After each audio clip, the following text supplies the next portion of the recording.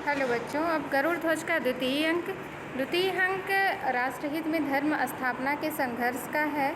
इसमें विक्रमादित्य की दृढ़ता और वीरता का परिचय मिलने के साथ साथ वो कितने कुशल राजनीतिज्ञ थे और कितने अच्छे मनुष्य थे इसका भी बोध होता है। इसमें मानधाता जो सेनापति विक्रमादित्य हैं उनको अंतलिक के मंत्री हलोधर के आगमन की सूचना मिलती है और सूचना मिलने के बाद जो कुरु प्रदेश है वो उसका जो पश्चिम में तक्षशिला राजधानी वाला यमन प्रदेश के शासक हैं वो शुंग वंश से भयभीत रहते हैं। विक्रमादित्य भी शुंग वंशीय ही थे, उनसे भयभीत रहते हैं और उनका जो मंत्री ही रहता है वह हलोधर भारतीय संस्कृति में आस्था रखने वाला है और वह अपनी राज्य की सीमा को लेकर के उनसे कुछ सुरक्षित वार्ता करना चाहता है।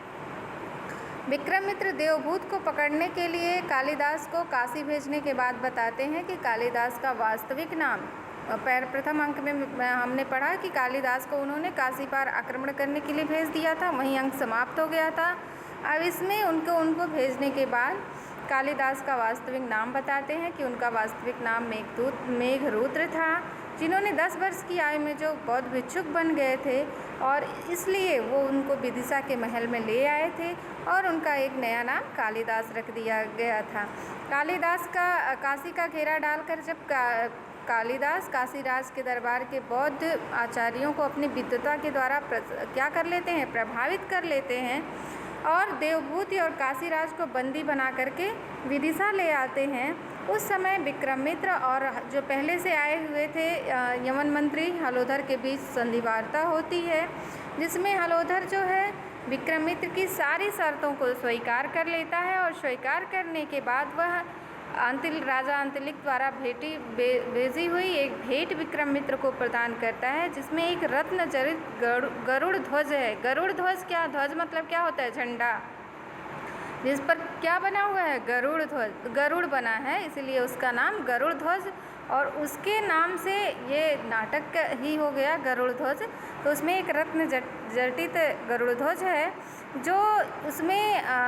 क्या करता है, एक शांति स्तंभ बनवाया जाता है और उसके ऊपर इस गरुड़ ध्वज को लगा दिया जाता है कि यह शांति वार्ता के रूप में निर्मित किया हुआ एक शांति स्तंभ है। इसी समय कालिदास